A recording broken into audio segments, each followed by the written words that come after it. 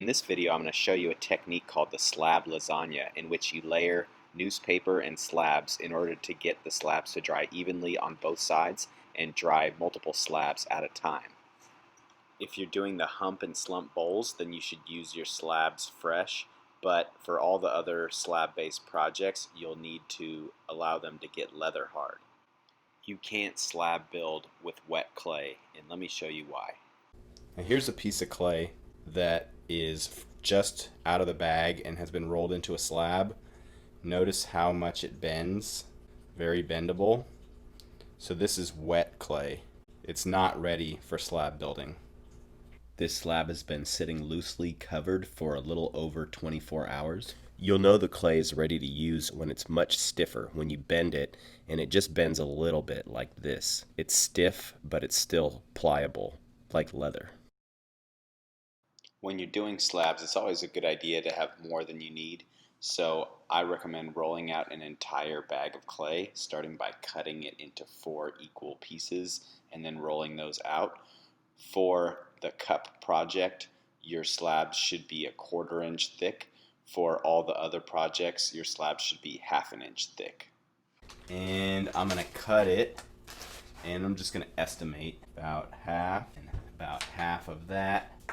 And then got this other block here, about half of that. So now I have about 4 chunks of clay, roughly the same size. The first thing you want to do is what's called throwing a slab.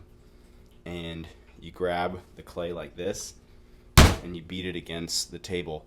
Now as you're hitting it against the table, you're pulling towards yourself. And then I'm going to rotate it to keep it even. It's a little thicker here than I want to pull there. Now you'll notice that it's getting longer that way, right? So I can turn it this way, pull that way, and I want to be careful not to get it too thin, but it's really the best way to get my slab started. Otherwise, you're going to get your rolling pin and you're really going to be just wrestling with that clay, just trying to shove down on top of it really hard. So now just kind of even it out, and when you use your rolling pin, you want to go every direction. You go this way, this way. That helps assure that it's even. Take a close look at it. Notice, okay, it's a little lower here, a little higher here. This is kind of the highest area. Okay, so I should roll this side. We can check our dimensions and see if we're in the ballpark, and 12 inches, and then how thick is it? Little more than 1/2 inch. If I really want to be careful here and get it exactly the thickness that I want it to be, so maybe you have some strips of wood or some other item that is gonna be 1/2 inch thick, 2 of them, then you can put them side by side and then use them as a guide and roll your rolling pin over the top. Because that edge of the rolling pin is sitting on the board, you know that it can't actually go below that level. I more like to freestyle it and just eyeball it, but this is a nice trick. So I'm going to keep rolling here and just roll different directions. Sometimes you get a little schmutz on there. That's okay, just take it off. Smooth it with your finger, get a rib. Use your wooden rib or your metal rib. Sometimes you're rolling it and it just feels like it's not going anywhere. It's because it's really like grabbing onto the table. Then you can just flip it over and do the other side. It's important that the thickness of your slabs is in proportion with the size of the object that you're making. For instance, if you're making something a little bit bigger like a vase or a bowl, you're going to want 1/2 inch slabs, and that will give them a nice weight and make them feel sturdy, versus a cup is going to be much smaller and you want it to feel a bit lighter in your hand and be more ergonomical. So you're going to want those 1/4 inch slabs for the cup. So make sure you're rolling those slabs to be the right thickness for the object that you want to build. And you always want to have more slab than you think you need, because with the timing, you don't want to end up where you have your leather hard slabs that have been sitting for 24 hours or more, and then you realize you need more clay, and then it needs to set up and stiffen up, and then you got to stop working and wait until you have slabs that are ready. So be careful with that, and always have a little more clay than you think you need. So I'm going to start my slab lasagna.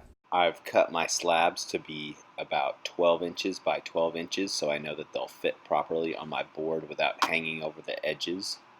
You're going to want to have your board that is at least 12 by 12. This one's about 14 by 14. You're going to need some paper. Any kind of paper, as long as it's not glossy, will work. You can just use like scrap paper, printer paper.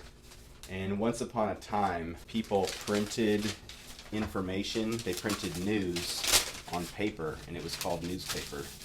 So you may possibly be able to come by some of this newspaper stuff. So as long as it's not glossy paper, you need the paper to be porous. Glossy paper is not so porous. So I have about 2 sheets of paper down. If it doesn't fit on your board, maybe cut off the edges. If it's bending over the edge, you're going to compromise the slab. You don't want to be folding this slab over. You want to make sure that it stays pretty flat, because the clay has memory, and if you start bending it around, it's going to have traumatic memories of that time that you folded it, and it might come back to haunt you. Maybe in the firing it comes back, you get a crack or some warping, so you want to keep it as flat as you can. So I'm putting 2 pieces of newspaper, and so the idea is that you are absorbing moisture evenly, because there's newspaper underneath the slab, right, and on top of the slab, and you want this newspaper to evenly pull moisture from the bottom and the top at the same time. If it dries more on the top than it does on the bottom, the slab is going to warp, and it's going to want to fold up like this, like a potato chip. So you want to keep it from doing that, and the way we do that is by drying it evenly with our lasagna. So that's one slab. Now we'll roll out our next slabs. Generally, if you're slab building, you want all your slabs to be the same thickness. The first slab that I rolled out was 1/2 inch, but for the sake of this demo, I'm going to roll out a 1/4 inch or thinner slab that would be used for a cup.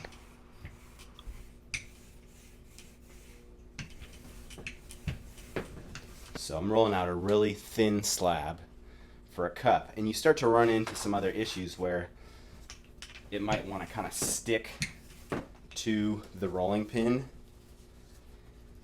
because it's really lightweight. So you just got to be real ginger with it, real careful. It wants to like sit up a little bit. Just be real gentle. Even pulling it up, you could tear it pretty easily. So pull it up, especially if your surface starts to get wet. So make sure it's not sticking too much. You can cut off some of these rough edges.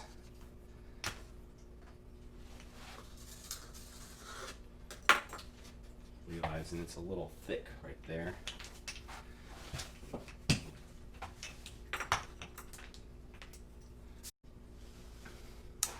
And then I'm going to cut this in half so that it'll fit on my board.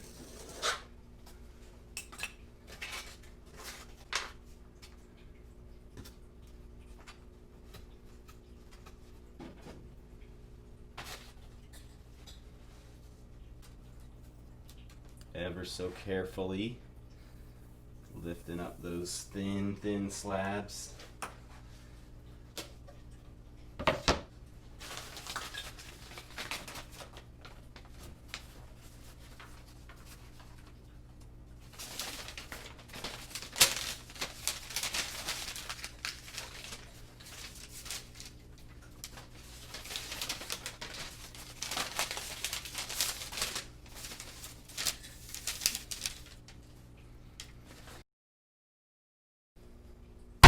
Notice how I made it square just by banging those edges.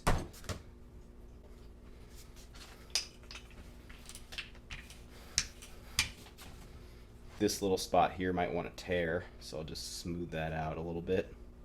If you get any sort of cracking, stretching happening here, no big deal, just smooth it out. Wet cracks are not something you need to worry about. It's more when things start to dry out and you get cracking then.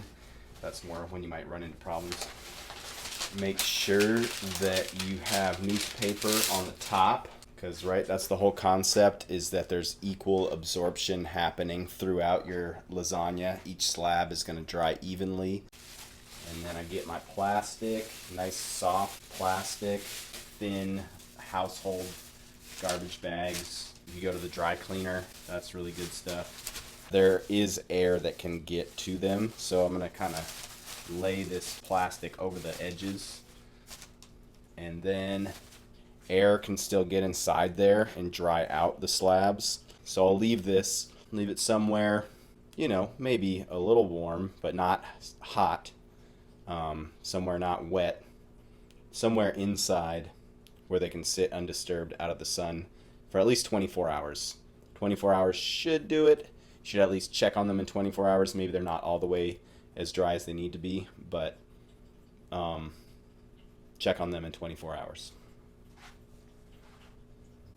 All those scraps that you have left over, smush them together. Don't let them sit out too long, because once they get too dry, you really can't reclaim them properly, and then put that back in your bag.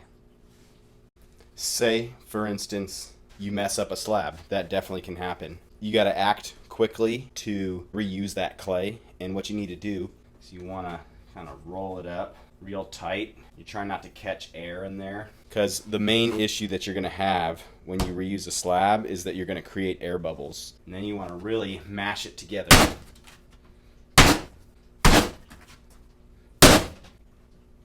The more you do that, the better.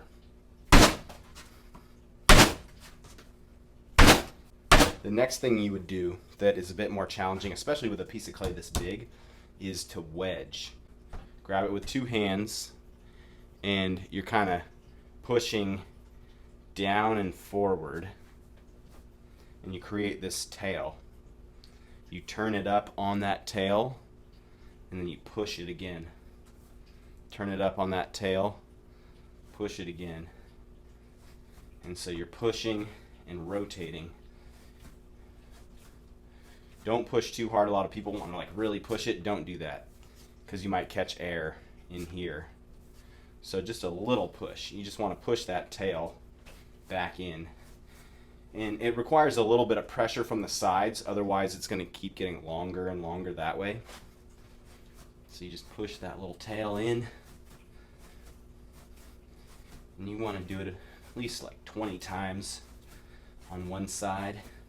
Right? Push, tail, push, tail. And then you'll turn it up on that side. Same thing. Push, make a tail. And you might even hear it, like I just heard it go, poof. That means a little air bubble popped. And that's a good thing. That's what we want. And what you're doing is you're spiraling that clay into itself, and that's gonna take the clay on the inside, expose it to the outside, mix up the clay, homogenize it, expose, and pop any air bubbles. And it's called ram's head wedging, because this would be like the nose of the ram, and then these would be the ram's horns. Sometimes they look like a real spiral. Some people also call it monkey face wedging because it looks a bit like a monkey as well. And you can try and make that into a slab again or put it back in the bag.